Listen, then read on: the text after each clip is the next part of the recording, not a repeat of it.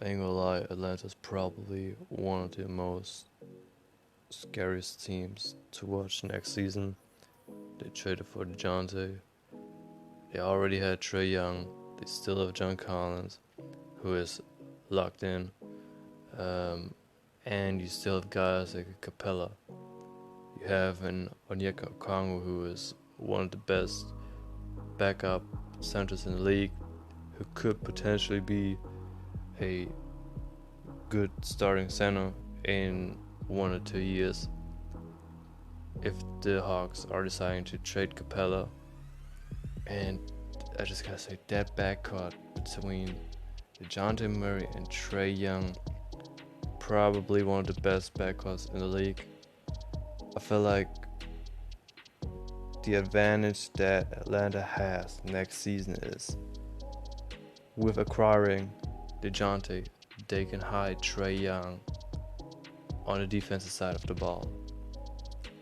DeJounte is probably gonna guard the best scorer on the opposing team, and you can hide Trey Young.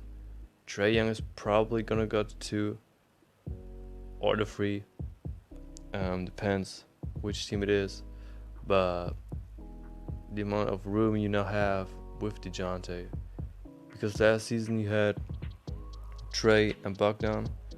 Bogdan is a good player, don't get me wrong, but on the defense, sometimes he's good, sometimes he's bad.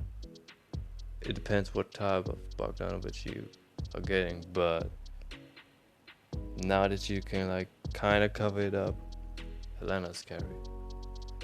And if DeJounte is somehow putting on more muscle, and if he can develop a decent free point, he showed a lot of promise from free. His mid-range game is probably one of the best in the NBA.